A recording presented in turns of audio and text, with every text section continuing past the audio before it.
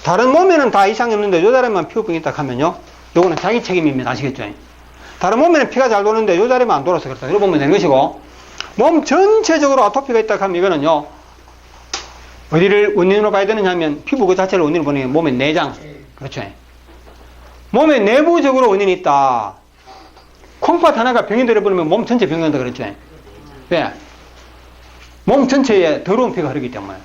그렇죠? 맑지 못한 피가 흐르기 때문에. 그러면 맑지 못한 피부가 흐르는 거는 온몸에 흐르기 때문에 온몸에 병이 온다 이 말이에요. 피부병이. 그런데 완전히 온몸에 오는 것이 아니고 그중에서 피가 잘 안 도는 뭐 하여튼 뭐 아토피가 바로 그런 겁니다. 그래서 아토피를 효과적으로 고치려고 그러면 내장, 특히 콩팥, 그리고 간도 물론 포함돼요. 그러나 콩팥이 우선이라고 보는 겁니다. 예. 그리고 폐가 나빠도 아토피 약간 영향을 줍니다. 왜? 폐가 나쁘면 산소 공급이 잘 안 되니까. 그러나 폐가 이만큼 나빠도 산소 공급에는 큰 지장이 없는데, 폐가 극도로 나쁠 때는 산소 공급에 문제가 있는 겁니다. 예. 왜? 폐는 그 활량이기 때문에 심한 운동을 할 때가 아니면 그냥 산소 공급에 큰 문제가 없어요. 맞죠? 숨이 안 찬다 이 말입니다. 가만히 있을 때는. 숨이 찰 정도 아니면 폐가 이상 있다 하더라도 아토피 영향 주는 건 아니죠. 예. 그래서 폐보다는 콩팥 쪽을 먼저 의심하는. 그래서 콩팥을 사일해서 콩팥이 건강해지게 되면 아토피 고쳤다는 사람이 얼마나 많습니까? 보셨죠? 고쳤다고.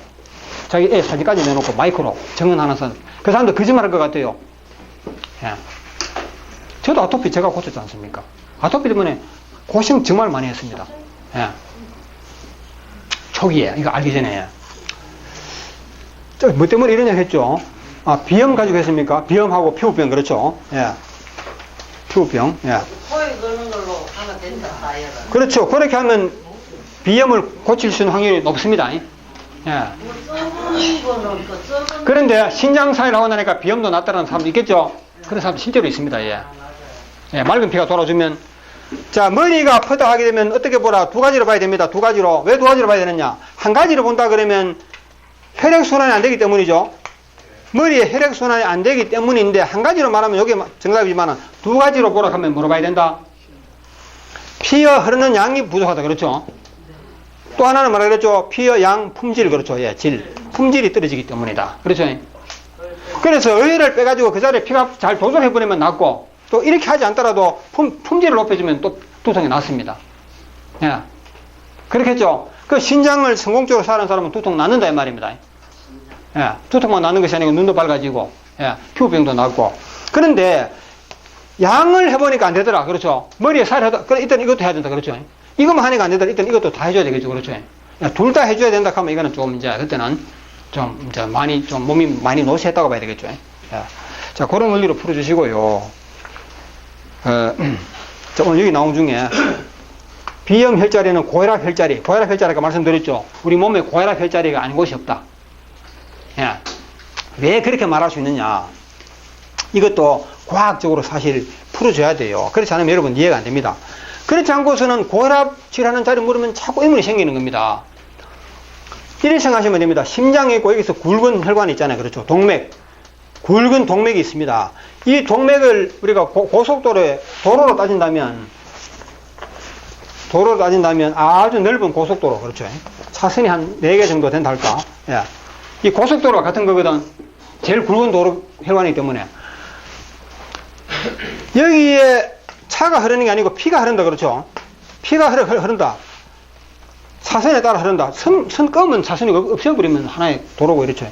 이 도로에, 그런데 요 가다가 요거는 대전으로 빠지는 도로, 또 조금 더 가다가 요거는 또 저리 뭐 딴 데로 어디로 경주로 빠지는 도로, 또 요 차선은 가다가 어디로 빠지고, 다시 말해서 굵은 도로가 결국은 가늘게 나눠지지 않습니까? 그렇죠? 결국은 나눠지는 겁니다. 이 도로를 다 합친 크기가 이거 하나와 같은 것이죠. 그렇죠? 또 요것이 또 가다가 또 나눠지죠. 그렇죠? 결국은 어디로? 최종적으로는 모세혈관에서 수없이 나눠지는 건 맞죠? 수없이 나눠진다 이 말이죠. 만약에 이걸 갖다가 확 막아버리면 어떻게 됩니까? 혈압 확 올라가 맞죠? 그런데 이걸 막지 아니하고 김천으로 빠져나가는 요걸 확 막아버리면 이게 차선이라면 별개겠지만은 차가 아니고 피가 흐른다 그렇죠? 피가 흐르는데 이걸 확 막아버리면 어떻게 됩니까? 이 전체에 압이 오릅니다. 시간이 없어갖고 간단히 설명할게요. 요게 막혀도 그렇고 어디를 막더라도 여기는 흐름이 늦어지고 압이 걸립니다. 그래서 이 혈압이 올라간다 이 말입니다. 예. 그러니까 이렇게 따지면 뭐냐면 결국은 가지도로 하나만 막아도 둘을 막아도 또는 세 개를 막아도 전부 다 막아버리면 다 막혀버립니다. 맞죠? 이렇게 따져나가게 되면 가지 혈관 어느 하나를 막다도 막은 만큼 혈압이 올라갑니다. 결국은 모세혈관이 엄청 많이 막혀버리면 모세혈관을 많이 막아버리면 큰 혈관 하나 막는 것 같은 효과가 되겠죠. 결국은 모세혈관이 어디 쌓이게 되면 모세혈관이 막히고 이게 막히면 여기 압이 걸리는 건 맞죠? 이 자리에. 이게 혈압이에요, 이게. 모세혈관이 막히면 혈압이 오른다는 거는 바로 이 원리입니다. 그러면 이렇게 해서 모세혈관에 혈압이 오르면 여기도 오르고 여기도 혈압이 오르고 어떻게 되느냐. 우리 몸은 밀폐되는 공간이기 때문에 어느 한 자리가 막혔다 하면요, 그 압이 몸 전체에 미친다는 걸 아셔야 돼요. 이것이 마치 공 속에 밀폐된 공간에 공기를 압력을 주입하는데 공기가 막 피스톤으로 펌프로 공기 펌프로 밀었는데 그러면 압이 올라가겠죠 안에. 그렇죠. 압이 어떻게 된다? 전체가 골고루 올라갑니다. 아시겠어요? 이게 학생들한테 문제 냅니다. 그 고등학교 입시 시험에 여기에 이게 배구 공인데 이 공 속에 펌프로 공기를 주입하면 압이 자꾸 올라갈 거 아닙니까? 어느 부분이 가장 압이 오르느냐? 1번 공기 입구 바로 옆에, 2번에 공기 입구 맞은편에, 3번 공기 입구로부터 요게 직각으로 맞은 요 자리에 이렇게 번호를 매겨가지고 이게 정답이냐 묻습니다. 4번째 정답 없으면 가든지. 그렇죠? 그러면 정답은 뭡니까? 전체의 압이 똑같이 걸린다. 이게 뭐 우리 물리학적으로 보이르 법칙을 하던가 압력 균등 법칙입니다. 이게 만약에 터진다면 제일 약한 부분이 터집니다. 이 배구공 중에서 제일 약한 부분이 터집니다. 압력이 똑같다 이 말이죠. 그래서 우리 몸에 혈관이 어느 부위가 막히든 막힌 만큼 혈압이 올라간다. 모세혈관이 수많은 모세혈관들이 여러 곳이 막혀버리면 혈압이 올라간다. 그렇죠? 근데 모세혈관에만 올라가느냐 막힌 부분 올라가느냐 그게 아니고 몸 전체에 올라간다. 그래서 혈압 재할 때는 어디 잽니까? 팔에 재면 됩니다. 팔에. 그렇죠? 그래서 어디든지 의혈만 제거하면 제거한 만큼 혈압에는 효과 보는데 조금 제거해가지고는 표시 안 합니다. 의혈벽에 제거하면 오히려 올라간다 그랬죠. 의혈을 뽑는다고 하는 것이 실수로 생의를 많이 뽑아내버리면 또 올라간다. 그렇죠? 이렇게 이해를 하셔야 되는 것이고, 아토피 이야기 나오는데 이거 왜 안 나와? 조금 전에 설명했죠, 그죠? 아토피 칠하는 원리. 목 디스크, 이거 척추 디스크, 뭐 아까 요추 4번 칠하는 거 말씀드렸죠? 살 한 장면. 똑같습니다. 이거 경추, 이름만 다르다 뿐이지 척추는 똑같습니다. 그죠? 목 디스크 칠하는 거나, 뭐 허리 척추 디스크 칠하는 거나 똑같습니다. 의혈만 그 자리에 제대로 뽑아주면 그 디스크는 낫는다. 이렇게 보시면 되고. 이제 이게. 예? 그렇습니다. 다 그게 누군가가 야구 방망이로 두들겨 패가지고 뼈가 부서져가지고 난 고장이 아니라면 전부 의혈 때문이다. 근데 아토피 피부는 신장을 쭉 올라가면 그렇죠. 상노인 주의할 점, 이거 좋은 질문 하셨어요. 상노인이라 하는 것은 꼭 나이만 따질 것이 아니고 나이가 한 50밖에 안 됐다 하더라도 정말 일찍 병이 온 사람이 있어요. 한마디 이런 사람을 우리가 노약자라 그럽니다. 병적으로야. 이런 사람은 몸에 의혈이 굉장히 많다는 뜻이거든. 그러자 몸이 크기는 정해져 있는데 병이 왔다 하는 것은 자기가 몸통이 크든 적든 의혈이 80이라면 생일은 20이다. 이 정도 되면 사람 거의 뭐 죽는다고 봐야 되겠죠. 정확한 수치는 아니지만. 그런데 지금 이 사람은 의혈이 75% 의혈이고 한 25% 정도만 생일이다. 이런 사람은 이제 건강이 안 좋습니다. 특히 이 중에서도 머리 쪽으로 특별히 열이 많다고 하면 머리병이 이제 오는 거죠. 이런 사람은 언제 죽을지 모르는 이런 사람인데, 이런 사람은 말해서 상노인이라고 말하면 되는 겁니다. 나이가 많아서 상노인이라고 하기보다는 건강이 그만큼 나쁘니까 상노인을 할 수 있는 것이죠. 옛날에는 50만 돼도 상노인을 한 이유는 건강상 상노인이란 말이죠. 이런 사람은 뭐라 그랬죠? 주의점이 뭐냐?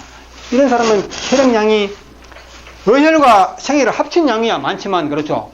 쓸만한 의혈은 생혈이 쓰는 의혈이죠. 이 생혈의 양은 적기 때문에 어떻게 해야 된다? 이걸 감안해가지고 살해야 된다. 그래서 절대 많이 해서는 안 되고, 휴식도 오래 취해야 되고, 또 이런 사람은 생혈이 생성되는 속도도 느려요. 이런 걸 고려하지 않고 무조건 해버리는 것이, 이것이 뭐다? 상황을 무시하는 거 아닙니까? 그렇죠? 이런 사람에 대해서는 상황에 맞게 뽑는 양도 조절하고 휴식 기간도 조절하고 조심해야 되는 것입니다. 그리고 뭐 심하면 수혈을 해가지고 하면 됩니까? 그렇죠. 수혈을 해야 할 것인가 말 것인가는 결국은 본인이 판단해야 되는데, 죽을 정도 되면 수혈해야 되겠죠. 그러나 우리가 뭐 툭하면 수혈하는 사람이 있습니다. 그 수혈에 대해서 별 거부감 없이 하는 사람이 있는가 하면, 아이고, 수혈 잘못해가지고 에이즈 걸린 거 아니냐, 죽어도 못하겠다는 사람도 있어요. 그런 사람 성격에 맞춰줘야지, 그렇죠? 내가 하라 마라 간섭할 수 없는 겁니다. 예. 그러나, 위험한 상태에서라면 수혈을 해줘야 됩니다. 맞죠? 그 우리가 임산부 아기를 분만했다, 피를 많이 흘렸다. 수혈하지 않습니까? 교통사고로 피 많이 흘렸으면 수혈하지 않습니까? 예. 예. 그런 거 생각하면 우리가 또 그렇게 없이 할 때는 해야 되는 겁니다. 아이고, 시간 다 돼버렸네. 여러분, 약속 시간은 지켜줘야 되니까. 그 갑상선 예. 환자들은 그건 어떻게 해야 됩니까? 갑상선, 예. 갑상선 암 아닙니까? 예. 예, 이거는 결국 암에 대한 이야기네, 그렇죠? 예. 암에 대한 이야기인데, 한 1분만 하고 끝내겠습니다. 그래도 여러분 많이 피곤하시죠? 아니, 그러면, 차 시간 외하게 되신 분은, 예, 그렇게 하시고, 그렇지 않으신 분은 앞으로 1시간 더 하겠습니다. 괜찮습니까? 예.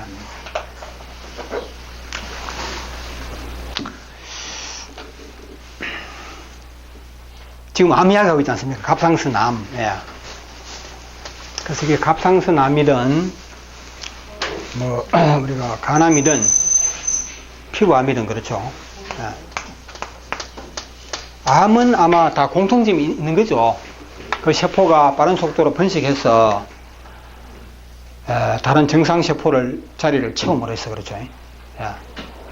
결국은 정상세포가 콩팥에는 콩팥세포들이 살아야 되는데 이 정상세포들은 다 없애버리고 그 자리에 암세포가 자라니까 결국은 콩팥이 죽는 거죠. 예. 그런 건데 이 갑상선 암이든 어떤 암이든 우리가 자연적인요법으로 어떻게 다스려야 할 것인가. 이거 우리가 중요한 문제입니다. 예. 그런데 어려운 문제는 아닙니다. 자연적인요법으로. 예. 어렵게 설명할 문제는 아닌 겁니다. 예. 뭐 제가 이거 감히 이런 설명을 할 자격이 있는지 없는지 모르겠지만 어쨌든 뭐 저는 설명을 해봤습니다. 자, 암이라 하는 것이 정체가 뭘까? 이거 참 어려운 문제거든요. 그렇죠? 지금 의학자들도 암의 정체에 대해서 정확하게 말 못합니다. 예. 그래서 우리가 원치 않는 그런 뭔가 병적인 그런 살아있는 병적인 세포다. 예. 우리 식물학적으로 보면 뭐 아메바다 뭐다 가지고 뭐 단세포 동물 그렇죠. 단세포 동물 세포랑 얼마나 많습니까? 다가 생명 단위가 뭐 세포로 추가하지 않습니까? 예. 세포에서 더 들어가 버리면 그 속에 또 물론 또 부품이 나오고 하는데 세포라서 이거 암세포인데 이걸 우리가 어렵게 생각하지 말고 하나의 생명체라고 보자 이거죠. 하나의 생명체야. 암도 하나의 생명체다. 예. 이래 봤을 때, 이 암이라는 것이 어디서 오는 것이냐, 이걸 이제 보자는 거죠. 예.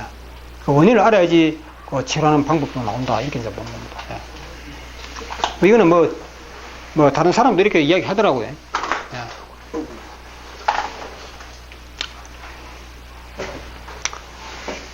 이거 어렵게 설명할 필요 없는 것 같아요. 이 생명체는 마치 바퀴벌레와 같고, 바퀴벌레가 이랬습니까? 바퀴라고 합니까? 하여튼 뭐 관계없습니다. 예. 바퀴벌레, 또는 곰팡이, 예. 또는 박쥐라 해도 좋습니다. 박쥐. 예. 즉, 뭔가 모르게 특이한 자기 나름대로의 개성을 가진, 그렇죠. 자기 나름대로의 성질을 가진 그런 하나의 세포, 생명체다 이거죠. 박쥐도 생명체고 곰팡이다 이게 생명체거든요. 곰팡이 쥐도 집단에는 살아있는 식물인가 뭐 아니면 균인가 잘은 모르겠어요. 예.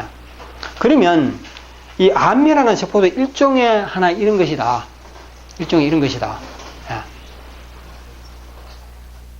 자, 그러면 이렇게 생각해 보십시오.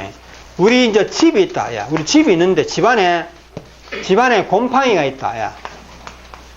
곰팡이가 번식하지 않습니까? 또는 바퀴벌레도 나오죠. 예. 바퀴벌레도 집안에서 나옵니다. 이 바퀴벌레가 원래부터 집안에 있었던 것이냐, 아니면 어디서 왔던 것이냐, 이거 우리가 따지려면 답이 안 나와요. 그렇죠? 물론 이 집을 짓기 전에는 없었죠. 그렇죠? 짓기 전에는 없었어요. 그러나 짓는 그 순간부터 바퀴벌레가 있을 수 있는 거 아닙니까? 짓는 그 순간 집이 준공되기 전부터 벌써 그 자리에 왔다면 이거는 처음부터 있었는 거죠. 그렇죠? 그 우리 암세포가 우리 몸속에 타고나는 거냐, 이겁니다. 나는 타고났다는 말이 맞다고 봐요. 왜? 우리 생명체가 형성될 때부터 암세포는 벌써 바퀴벌레가 집이 다 짓기 전에, 그렇죠? 집을 다 짓기 전에 이미 우리 바퀴벌레가 먼저 집에, 예? 들어와 있었다, 그지? 집이 준공되기 전에, 그렇죠? 그래 보면, 우리가 타고나는 그날부터 암세포를 타고났다 할 수도 있는 것이고, 집을 다 지을 때까지는 바퀴벌레가 없었다 분명히 그렇죠. 없었는데 다 짓고 난 뒤에 어디선가 이웃집에서 바퀴벌레 왔다 이렇게 하면 이거는 또 말이 달라지겠죠. 살다가 우리 집에 바퀴벌레가 어디서 왔다. 그럼 내 몸에도 암세포가 없었는데 어디서 왔다 이렇게 해도 뭐 할 말 없어요. 예, 어디서 뭐 눈에 안 보이게 뭐 공기 중에 날아다니다가 뭐 침투한 것인지 이런 것은 어떤 형태로든 그걸 어느 걸 답이라고 말하기는 어렵고 말할 그는 필요도 없는 것 같아요. 이게 뭐냐 우리가 닭이 먼저냐 계란이 먼저냐 따져봐야 답이 없잖아요. 그렇죠. 예. 우리 인간이 뭐 진화해서 온 것인지 창조해서 온 것인지 그 아무리 쏴봐야 어느 쪽에 성부가 없어요. 예. 그래서 어쨌든 바퀴벌레라는 생명체에 곰팡이가 있듯이 암이라는 이런 생명체가 있다 이래 보면 되잖아요. 예. 그러면 이래 보면 돼요. 이 세상에는 수많은 생명체들이 있지만 다 성질이 달라요. 성질이. 예. 그 생명체 성질이 달라요. 자, 이래 보겠습니다. 물을 좋아하는 생명체하고 싫어하는 생명체가 있죠. 그렇죠? 물속을 좋아하는, 우리는 물속에 못 들어가면 죽잖아요. 물고기는 물속을 좋아하고 물속에서 살아야지. 예. 또 빛을 보겠습니다. 예. 빛을 좋아하는 생명이 있죠. 빛을 좋아하는 생명체가 있고 빛에 나와버리면 죽어버리는, 그렇죠. 빛을 조금만 쪼이버려도 죽어버리는 거. 박쥐가 아마 빛을 되게 싫어하는 고등동물인가 모르겠다. 야. 동물이 포유동물입니다. 그렇죠. 그런데 빛을 싫어하는 거는 박쥐 말고 곰팡이 맞죠. 세균 햇빛 쪼여버리면 다 죽어버립니다. 밀군 되어버리죠. 예. 그래서 우리가 살기 좋아하는 곳에 살지 못하는 게 바로 뭐냐면 곰팡이, 바퀴벌레 이런 거. 그리고 암도 우리 체세포가 살기 좋아하는 자리에는 암은 살기 싫어하는, 살지 못하는 것이다. 이렇게 말하면 된다 이것이. 그 이상의 필요 없다 이것이. 암이 살기 좋은 동네에는 우리 체세포는 못 살아요. 서로 반대 성질을 가지고 있다. 예. 이 암이라는 것이 내가 타고날 때부터 같이 생겨났는 건지 몸속에 따라왔는 건지 가만히 숨어 있다가 그렇죠. 예. 그래서 곰팡이라는 것도 그래요. 집을 지을 때 벽돌 올 때부터 아마 곰팡이 균이 아마 붙어왔을 겁니다. 그렇죠. 붙어왔는데 집이 노상 풀떼고 건조할 때는 곰팡이가 번식을 못하고 쥐죽은 듯이 숨어 있다가 어느 날 습기 차고 사람이 안 살고 온도가 맞으니까 그 곰팡이가 새끼를 치고 막 커지는 거 아닙니까? 그렇죠. 안 그렇습니까? 예. 예. 곰팡이가 살 환경이 되어버리면 눈이 비지 않던 곰팡이들이 어디서 왔는지 살아나는 것이고 암도 그렇습니다. 암이 원래부터 어쨌든 이게 내 몸이 체세포가 살기에 나쁜 그런 환경이 오면 암 요구는 반대로 나는 정말 내 세상에 왔다 이렇게 된 거죠. 내 세상에 왔다고 판단될 때 그때 이 암이라는 것이 새끼치고 암세포가 빠른 속도로 번식한다는 거죠. 예. 그런데 이걸 갖다가 뭐 사람들이 처음부터 이거는 체세포였다. 체세포가 뭐 돌연변이를 일으켰다. 뭐 그래 설명할 수도 있겠지만은 뭐 답이 안 나온 것 같아요. 예. 우리 생명이 어디서 왔는지 모르듯이 암세포가 어디서 왔는지 모르는 것 같은 겁니다. 예. 그래서 우리 확실히 아는 것은 내 몸이 살기 좋은 환경일 때는 암은 못 살고 내 체세포가 살기 나쁜 환경에서 암이 좋아한다. 그 환경을 좋아해서 암이 막 번식한다. 여기까지만 생각했을 때 그래서 이제 이것을 가설로 보고 실질적으로 암 환자들을 보게 되면요. 건강할 때는 암이 없었죠. 그렇죠. 건강할 때는 암이라는 것이 없다가 서서히 나이가 먹고 여기저기 아프다 간암 오는 환자도 간암이 절대 암부터 오지 않습니다. 반드시 절차를 봐서는 100이면 100명 100% 다 지방간이 오고 그 다음에는 간경화가 오고 그렇죠. 간경화 오자마자 간암이 오는 것이 아니고 간경화로 고생 좀 하다가 간암이 오는 겁니다. 예, 반드시 그건 순서가 정해져 있어요. 간만 그런 것이 아니고 그래서 암이 오기 이전에 벌써 건강이 점점점 그 자리가 나빠지는 거죠. 나빠져가 결국에는 이제 마지막에 암이 오는 거죠. 근데 운 좋게 암이 안 오는 사람도 안 옵니다. 예, 그런 겁니다. 예. 내가 땅을 이렇게 밭대기가 이래 있는데 밭을 내동분 하면 자 밭에다가 물도 비도 오고 거름도 많이 줘놨는데 이 넓은 밭에 어느 날 요 자리는 비가 오고 거름을 주고 난 뒤에 어떤 나무 하나가 싹이 돋아나고 자랄 수가 있죠. 그렇죠. 근데 여기는 없다 이 말입니다. 그렇죠. 여기는 운이 좋아서 없는 것이고 여기는 운이 나빠가지고 이 자리에 거름도 있고 물도 있으니까 뭔가 이상한 식물이 살아난다 이 말이죠. 그렇죠. 이거 이제 암이라고 합시다. 암이라고 해요. 그런 것처럼 간경화가 있어도 그 자리에 암이 안 오는 사람이 있고 운 나쁘게 암까지 뒤늦게 찾아오는 사람이 있다 이거 아닙니까? 예. 그래 보시면 되는 거죠. 그래서 간경화로 죽을 때까지 그 자리에 암이 안 오는 사람이 있는가 하면 간경화로 고생을 하는 과정 가운데 거기에다가 간암까지 겹치는 사람도 있다 이겁니다. 이거는 뭐 자기 운으로 봐야 되겠죠. 그러면 암이 발생하는 원인을 알았다면 치료하는 원인은 뭡니까? 그 반대 과정으로 가는 거 아닙니까? 즉, 우리 체세포가 살기 좋은 환경으로 거꾸로 만들어줘야 되는 거죠. 그렇죠? 그게 바로 뭐냐면 혈액순환이 잘 되게 하는 거 아닙니까? 예. 그런데 사회를 하지 않고 암을 고쳤다는 사람도 바로 같은 원리를 하는 겁니다. 사회를 하지 않고 내 체세포가 살기 좋은 환경으로 만들어주는 방법이 뭐냐? 이걸 모르면 또 안 돼요. 여러분 공부를 덜 한 겁니다. 우리가 의혈만 뽑는 것이 병 고치는 방법 이렇게 고집하면 안 되죠. 의혈을 뽑지 않고 식생활을 잘한다거나 운동을 잘한다 이것만 해도 암도 고칩니다. 예. 저 의혈이 줄어든다 이 말이에요. 그래서 이게 바로 뭐냐면 근원적으로 의혈에 대한 기본 원리를 이해하는 게 중요하다고 내가 말씀드린 것은 바로 이런 겁니다. 의혈 하면 두 가지가 있다. 흐르는 느리게, 그렇죠? 느리게 흐르는 의혈, 이것도 의혈이다, 그렇죠? 흐르는 의혈, 그렇죠? 안 흐르는, 꼼짝도 안 하고 딱 멈춰버리는 의혈, 두 가지로 본다 이거죠, 그렇죠? 여기서 우리가 뭘 알아야 되느냐 하면요,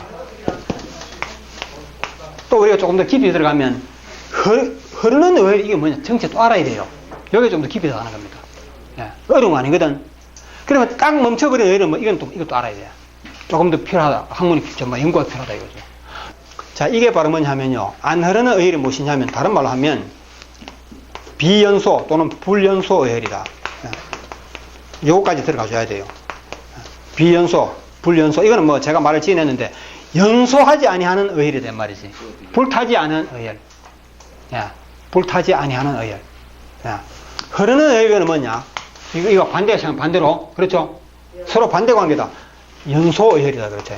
즉, 가연성 의혈 해도 되고, 이거는, 이름, 우리가 쉬운 말 하면 돼요. 가연성. 가연성 의혈 해도 되고, 연소 의혈이 해도 되는 것입니다. 그렇죠?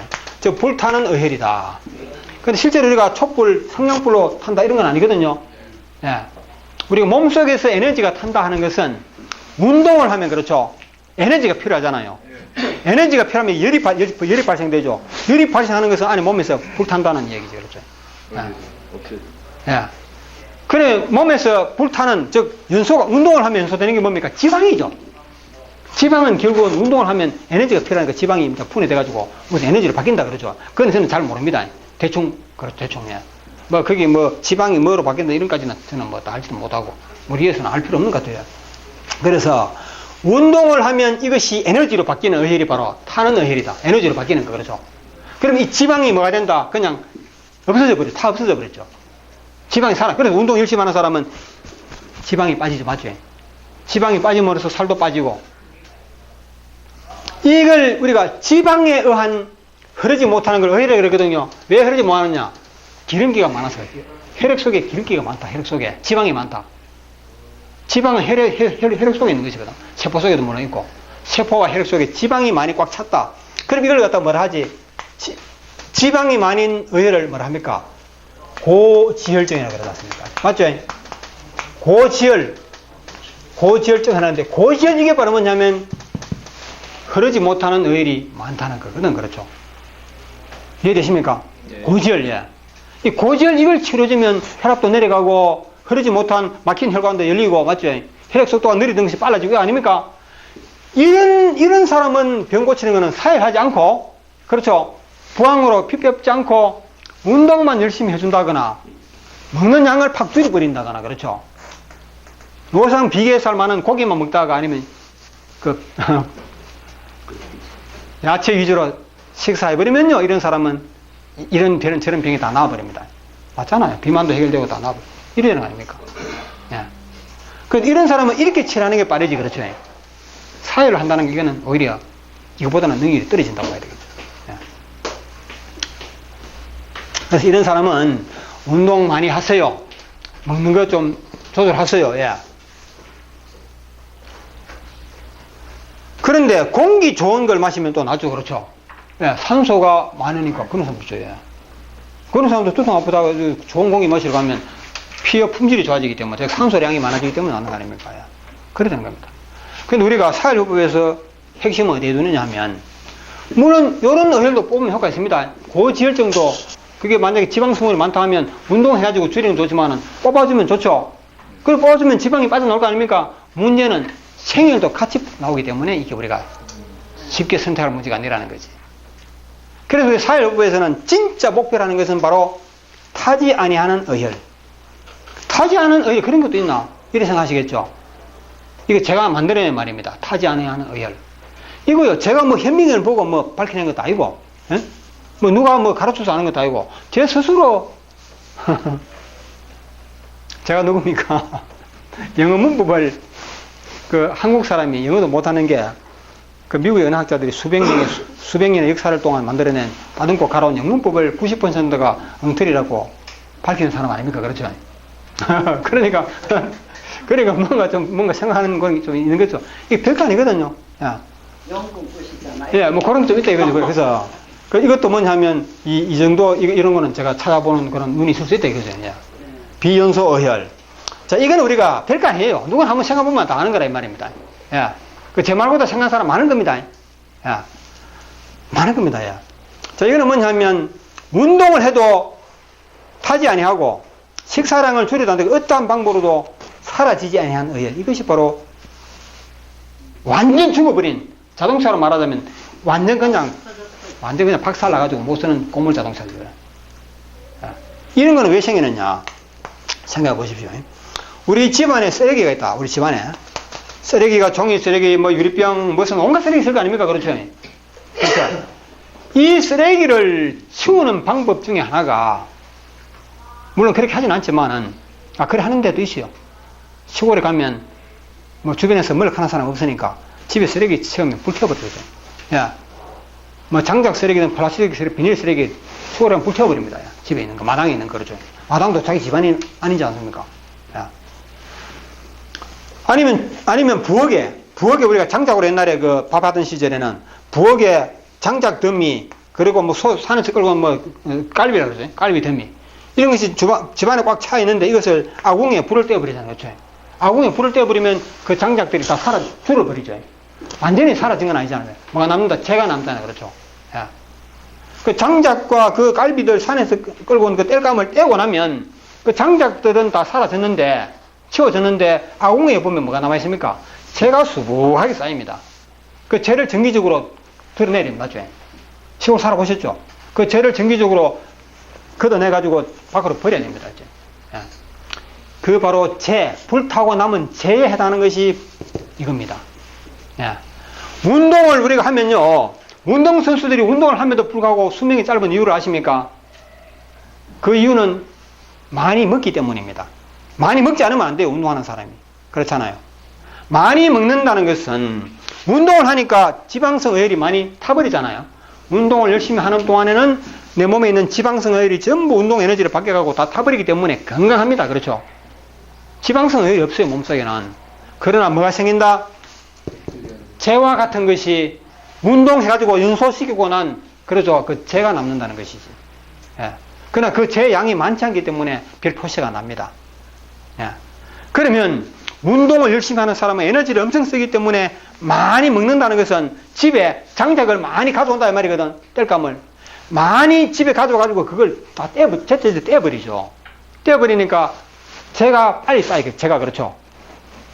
불을 조금만 떼는 사람은 재가 쌓이더라도 조금씩 쌓이겠죠. 운동선수는 쌓이는 재 양이 다른 사람보다 몇 배로 많습니다. 운동하는 만큼. 그 사람들은 많이 먹고 그 많이 먹은 것을 다 태우니까 그 태우고 남는 재가 양이 많겠죠. 정확합니다, 이거는. 네.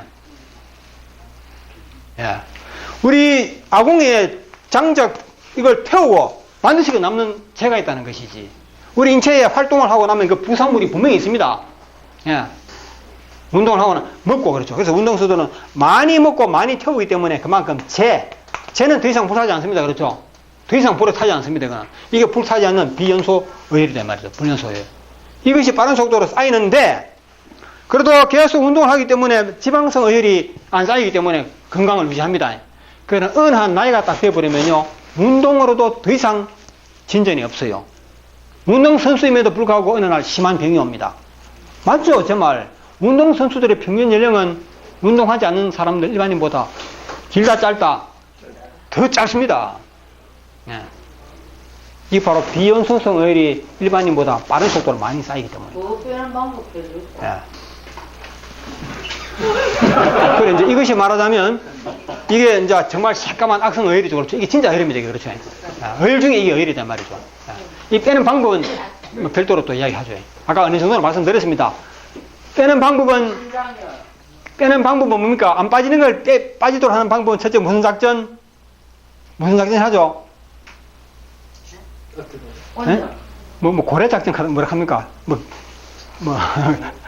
고래 힘줄 작전이라고 합니까? 절대 물을 포기하지 않는 거, 그렇죠? 포기하지 않는 거 빠질 때까지 하는 거지, 자꾸 빠질 때까지. 응? 그걸 하다 보면 쉽게 빠지는 날이 온다. 예? 그래도 안 빠진다 하면 또 빼는 방법 책에다 있으니까 설명 안 하겠습니다. 고목 뿌리 원리 하는 것도 있고, 온열 원리, 열을 쪼이는 이런 방법이 있습니다. 예.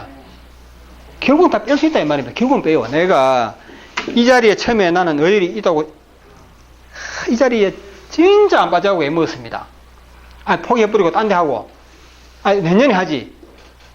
이렇게 한 것이 지금 동안 이 자리에 어혈을 제대로 못 뽑았어요. 그래, 어느 정도는 뽑았어요. 이제는 본격적으로 나오기 시작합니다, 이제는. 여기하고 여기 앞뒤로 꽉 찼습니다. 야, 이걸 나는 빨리 뽑아줘야 돼요. 야, 이 자리가 내가 나이, 예? 이 자리가요, 대장도 있고,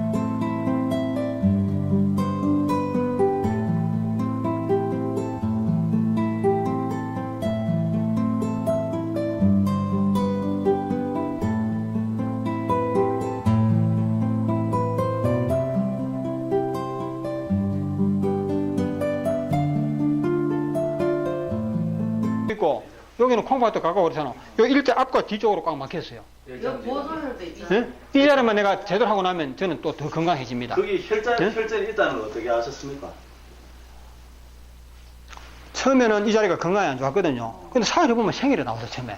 또 혈도 좀 나왔는데, 생일이 나오니까 나는, 태무심했는데 알고 보니까 결국 이 자리에는 건강이 나빴던 만큼 그 속에는 어혈이 대규모로 들어있다는 거지. 그래서 어느 날 이거 대규모로 있다는 걸 확인하게 된 동기는 뭐냐면요. 부항을 다루는 기술을 개발하기 때문에 그걸 발견하게 됐어요. 사회를 시작한 지 몇 년 동안 나는 몰랐어요, 이 자리에. 이 자리에 건강이 나쁘다는 것만 알았지. 사회를 하니까 생일이 나온다는 것만 확인했죠, 그렇죠. 그래서 여기 별로 관심을 안 뒀어요. 근데 또 뭔가 느낌이 안 좋아서 해보니까 또 생일 나고. 그런데, 그래서 그전에는 결국은 내가 뭐냐면 다리 쪽으로 막 시간 많이 놓치고 뺐거든요, 다리 쪽으로. 이거는 다리는 뭐 느낌 있는데 하면 바로 나오니까. 그걸 하면서 처음에는 알지 못했던 생애를 줄이는 방법 중에 하나 부항을 많은 거다. 꼭 눌러주는 방법. 눌러주게 되면 부항 테두리 압력이 가해지게 되면 외부에서 들어오는 피가 막힙니다. 그 외부에 생혈이 그쪽으로 안 와요. 어혈이 있는 그 자리에 어혈만 나온다 이거지. 누르는 방법 책에서 한번 읽어보십시오. 야. 누르는 내가 습관을 어느덧 내가 만들어버렸지. 내 몸 내가 하면서. 남을 해줄 때는 나는 부항을 꾹꾹 눌러주는 습관이 딱 붙었어요. 그런데 또다시 이제 어느 날 또 배에 또 합니다. 그렇죠? 이때는 옛날에는 누르지 않고 그냥 해버리니까 생일만 나와버리지. 이제는 누르니까, 바깥에서 들어오는 생일이 차단돼 버리고, 진짜 아무것도 안 나와. 이 자리에 뭔가 있다. 야. 계속 눌러요? 그때 내가 확인했어요. 진짜 이 자리에 내가 평소에 건강이 안 좋았던 만큼. 간편한 책을 두 번만 하다. 그래서 눌러가지고 하니까 정말 아무것도 안 나와. 생일도 안 나오고 어혈도 안 나오고.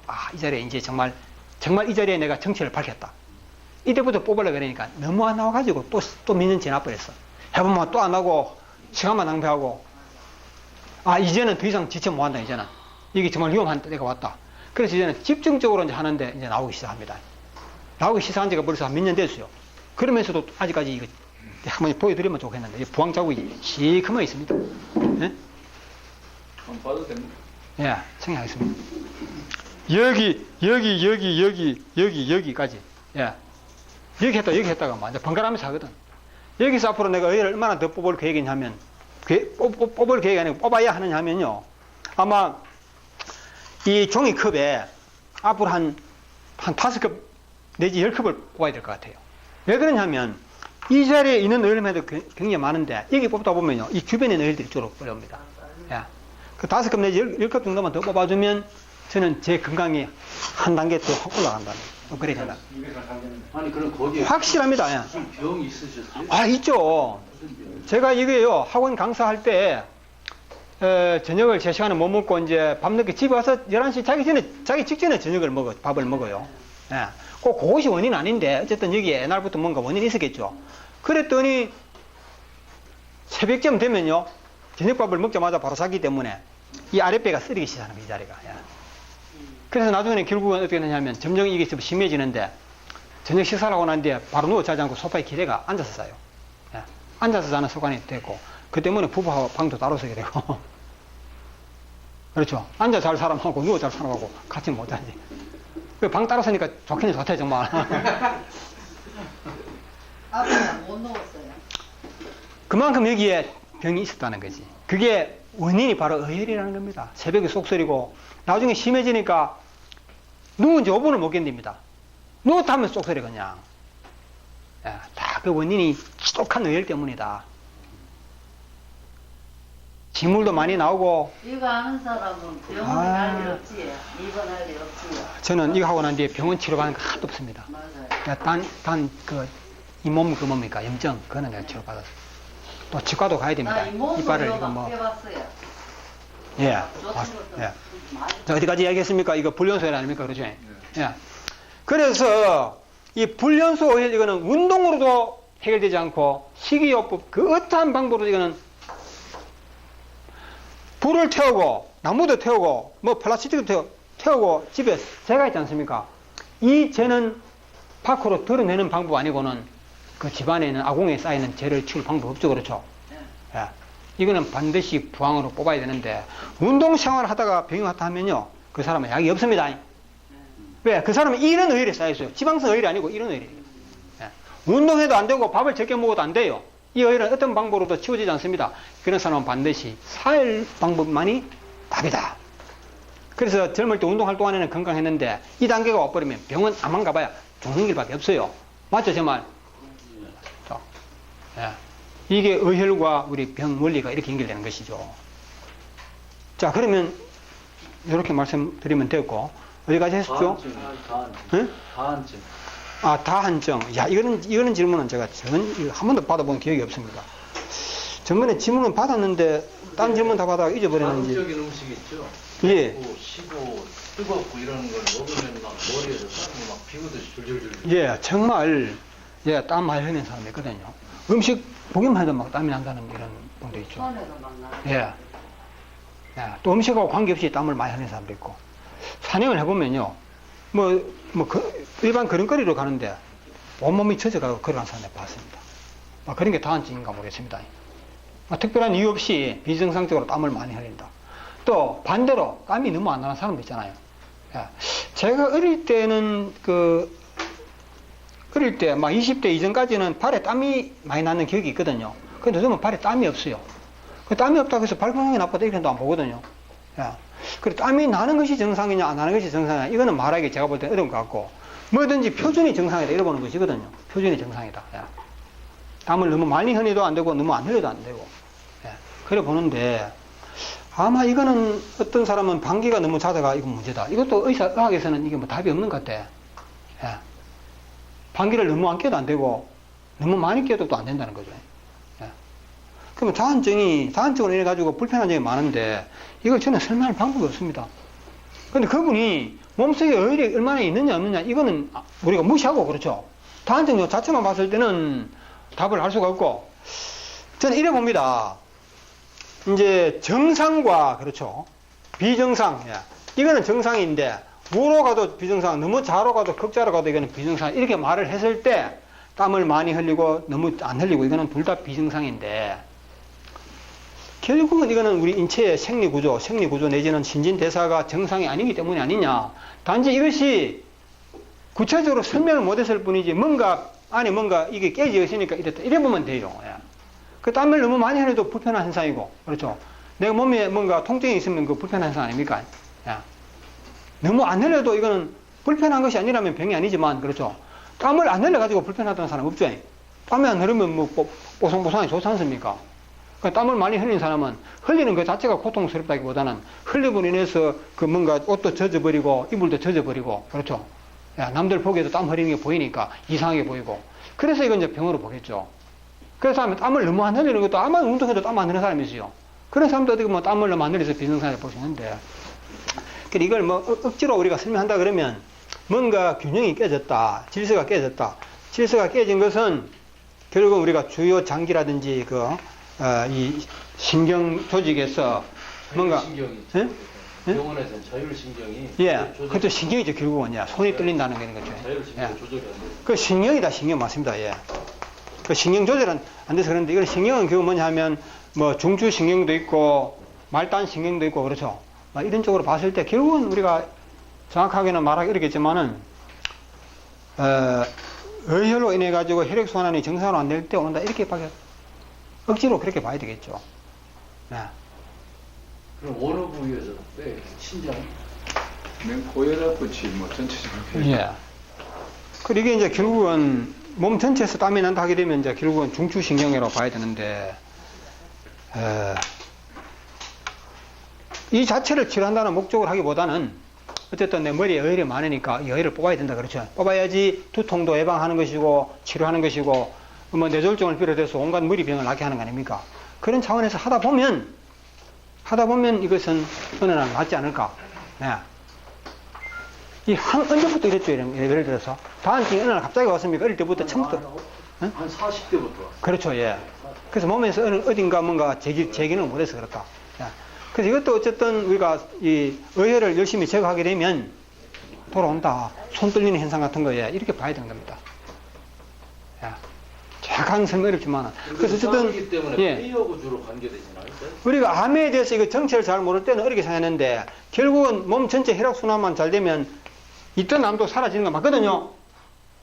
살하지 않고 우리가 사냥을 열심히 하고 하던 신경 안 쓰고 해서 시골에 가서 음식 제대로 좋게 먹고 그런 고지혈성 이런 거 사라지고 나면요 혈액순환이 잘 되면서 암이 녹아버립니다. 암은 정상세포가 살기 좋은 환경이 되어버리면 지는 못 산다는 거죠. 그래서 암세포가 팍 줄어버리고 나중에 사라져 없어져 버리죠. 그런 것처럼 이 다한증이라든지 뭐 이런 것이 그런 원리로 건강을 챙긴다면 정상으로 돌아올 것이다. 이렇게 보면 돼요. 예, 그 이상 뭐 다른 설명은 어려운 것 같습니다. 예. 다한증하고 비슷한 것도 있습니다. 그래서 괜히 뭔가 이상, 뭐 정신적으로 그렇지 않습니까? 우울증. 예. 우울증도 이렇게 설명하고 우울증 나왔다는 사람 많습니다. 예. 사회를 하다가 우울증 나왔다는 사람 많습니다. 예. 어느 날 갑자기 이제 사회를 함으로 해서 기분도 좋아지고 성격도 이렇게 바뀌어버리는 거죠. 예. 네, 그렇게 봐야 되겠고, 암도 그렇게 해서 설명드렸고, 예, 그럼 여기 나오는 질문은 거의 다 뭐, 대충 답변을 드린 것 같습니다. 예, 힘드시죠? 저는 처음에 우리가 자연전을법을 해가지고, 이 자연전을 때문에 자기사 시험도 보고, 이 모임을 가져가지고, 시험 끝나고 난 뒤에 제가 길게는 3시간 정도 이야기를 하거든요. 이야기하면. 하여튼 3시간 정도 되기 전에 다리가 엄청 힘들어요. 예. 힘이 들어요, 다리가. 목은 아예 목이 가버리고. 목이 물론 그때는 목이 덜 좋아졌어요. 예. 지금은 목이 괜찮지만. 그럼 목도 가고 다리도 가고 막 이래요. 지금은 그런 게 없어요, 또. 예. 지금은 다리도 아무 이상 없고, 목도 지금 아무리 큰 소리 말해도 얼마든지 이상이 없습니다. 예. 목이 가버리면 그 다음 며칠 동안 고생합니다. 안 돌아요, 빨리. 예. 자, 모두 오늘 고생 많으셨습니다. 대단히 감사합니다.